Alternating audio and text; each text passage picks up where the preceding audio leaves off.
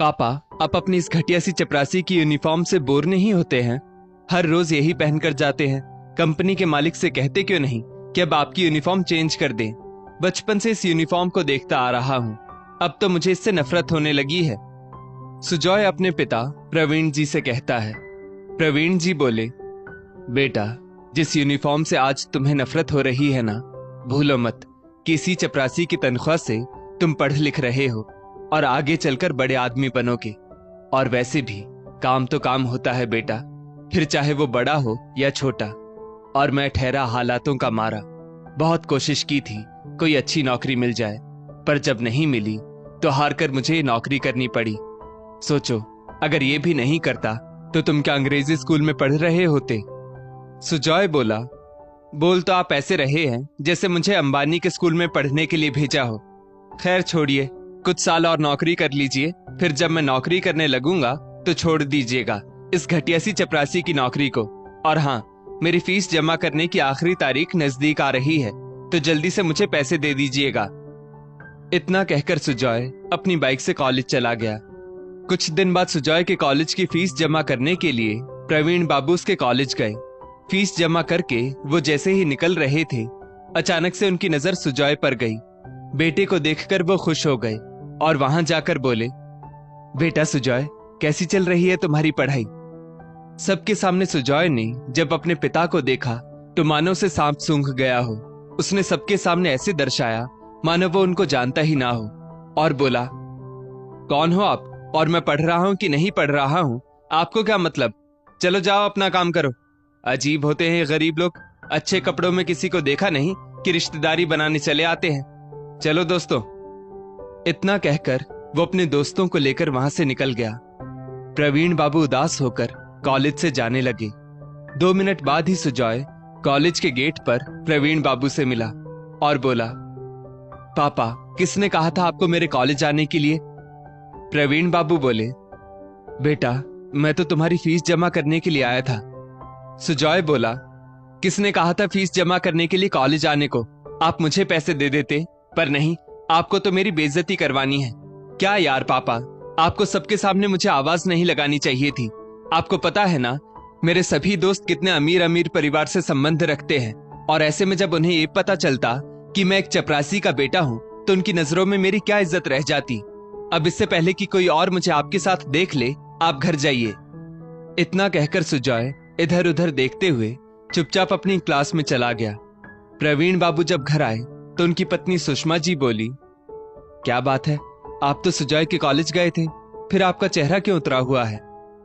प्रवीण बाबू बोले, एक गरीब पिता कितना मजबूर होता है सुषमा, उन्हीं मजबूर बापों में से एक मैं भी हूं। सोचो, इतनी बड़ी कंपनी में मैंने अपनी एक अलग जगह बनाई। अब वो चपरासी की ही क्यों ना हो, वहां मुझे सब इज्जत देते हैं, पर यहां मेरे बेटे की नजरों में मेरी कोई इज्जत नहीं।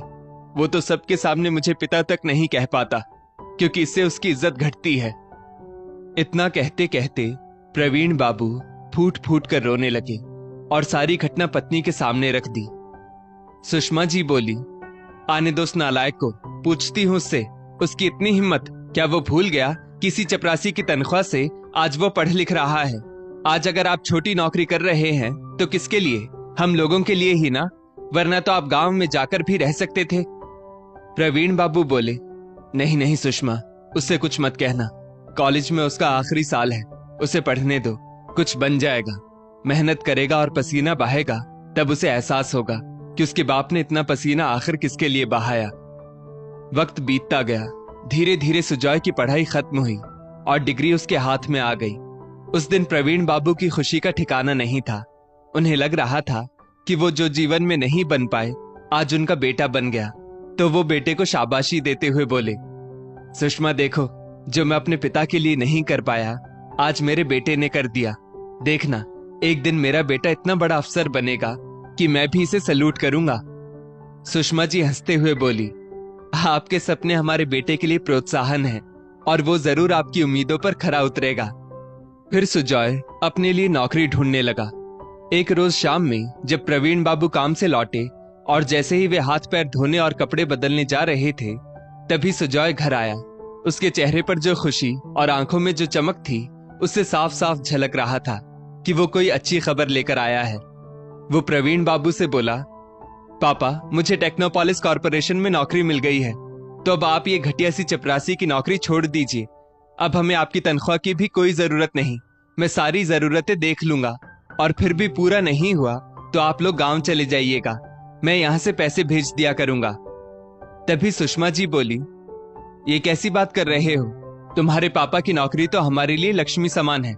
अरे, जिस तनख्वाह से तुम्हारी पढ़ाई पूरी हुई, तुम्हें नौकरी मिली, जिससे आज तक ये घर चलता आ रहा है, तुम उसके लिए ऐसे शब्दों का प्रयोग क्यों कर रहे हो?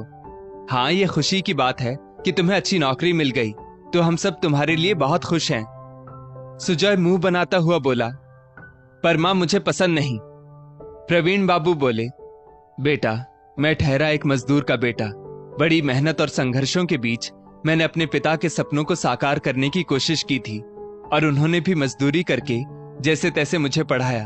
मैंने ग्रेजुएशन की डिग्री भी हासिल की ताकि मुझे एक अच्छी नौकरी मिल सके, लेकिन किस्मत के खेल को कुछ और ही मंजूर था। तुम जानते हो बेटा, मैंने अपनी डिग्री लेकर कितने ही दरवाजे खटखटाए, पर जब कोई सम्मानजनक नौकरी मुझे नहीं मिली तो आखिरकार मैंने ये नौकरी कर ली। लेकिन एक बात कहूं, पढ़े लिखे होने के कारण और मेरे व्यवहार के कारण उस कंपनी से मुझे तनख्वाह के साथ बहुत सारा प्यार और इज्जत मिलती आई है। सुजॉय बोला, आप दोनों मेरी बात समझ क्यों नहीं रहे हैं? अरे, अच्छा लगता है क्या? जिस कंपनी में मैं एक ऊंचे पद पर नियुक्त हुआ हूं, उसी कंपनी में मेरा बाप चपरासी की नौकरी करता हो। ठीक है, अगर आप नौकरी नहीं छोड़ेंगे तो एक बात का ध्यान रखिएगा कि आप कभी मेरे सामने मत आइएगा। इतना कहकर सुजॉय गुस्से में वहां से चला गया। वक्त गुजरता गया और वो दिन भी आ गया जब सुजॉय ऑफिस में पहुंच गया। प्रवीण बाबू गर्व महसूस कर रहे थे और साथ ही साथ अपने बेटे से दूरी बनाए थे। सुजॉय जब अपने बॉस के केबिन में जाने लगा तो उसकी नजर चपरासी की कुर्सी पर बैठे प्रवीण बाबू पर पड़ी। एक पल को तो वो ठिठक गया। उसके मन में कई सवाल उठने लगे। फिर नजरें चुराते हुए वो अपने बॉस से मिला और फिर बाहर आकर अपने पिता को खींचकर एक किनारे ले जाकर तीखे स्वर में बोला, पापा, आपसे कहा था ना कि आप ये नौकरी छोड़ दीजिए, पर आप तो मेरी एक बात नहीं सुनते हैं। बताइए, कैसा लगेगा जब लोगों को ये पता चलेगा कि मेरा बाप एक चपरासी है? मेरे लिए तो ये डूब मरने वाली बात है। आप समझते क्यों नहीं है? सुजॉय ने प्रवीण बाबू का हाथ इतनी जोर से जकड़ रखा था कि वो दर्द महसूस कर रहे थे। फिर भी वो मुस्कान के साथ बोले, हाँ बेटा, मैं समझ रहा हूं, पर तुम भी तो समझो। फिर अपने हाथों को सहलाते हुए, आंखों के कोर पोंछते हुए वो चुपचाप अपनी कुर्सी पर जाकर बैठ गए और अपने हाथों को सहलाने लगे। दूर बैठे उस कंपनी के मालिक मनोज बाबू अपने केबिन से सारा माजरा देख रहे थे, जो सुजॉय ना देख पाया। कुछ देर बाद मनोज बाबू ने प्रवीण बाबू को अपने केबिन में बुलाया और फिर सुजॉय को भी बुलाया। जैसे ही सुजॉय उनके केबिन में गया, वो प्रवीण बाबू को आंखें दिखाने लगा, मानो पूछ रहा हो, आप अब तक यहाँ क्या कर रहे हैं? गए क्यों नहीं? सुजॉय की हरकतों पर मनोज बाबू ने भली भांति नजर रखी हुई थी। थोड़ी देर में शांत लेकिन दृढ़ स्वर में उन्होंने कहा, मिस्टर सुजॉय, हम सभी जानते हैं कि आप प्रवीण बाबू के सुपुत्र हैं। आपको पता है, आपको अपॉइंटमेंट लेटर मिलने के अगले ही दिन आपके पूज्य पिताजी अपना इस्तीफा पत्र लेकर मेरे पास आए थे, लेकिन मैंने उसे अस्वीकार किया। क्यों, जानते हैं? सुजॉय बोला, क्यों सर? मनोज बाबू बोले, सुजॉय, आप तो इस कंपनी से अभी जुड़े हैं। प्रवीण बाबू तो हमारे पुराने सहयोगी हैं और हम किसी नए कर्मचारी के लिए अपने इतने पुराने भरोसेमंद आदमी को कैसे छोड़ सकते हैं? ये मुझे कतई मंजूर नहीं। सुजॉय ने कुछ बोलना चाहा तो मनोज बाबू ने इशारे से उसे चुप करा दिया और बोले, अभी मेरी बात पूरी नहीं हुई है। Please maintain manners. और आपका पिता कहलाने में इन्हें गर्व महसूस होता होगा, इसमें कोई शक नहीं। परंतु जिस व्यक्ति ने आपको पाल पोस कर बड़ा किया और जिसकी उंगली पकड़कर आप यहां तक पहुंचे हैं, यदि उन्हें अपना पिता कहने में आपको शर्म महसूस होती है तो वाकई ये आपके लिए डूब मरने वाली बात है। प्रवीण बाबू हाथ जोड़कर मानो अपने मालिक से बेटे के लिए माफी मांग रहे थे तो मनोज बाबू हंसकर बोले, प्रवीण बाबू, घबराइए मत। हम जैसे पिता जीवन भर अपने बच्चों की खुशी देखते रह जाते हैं, पर उस खुशी के पीछे अपने सम्मान को कभी भूलना भी नहीं चाहिए।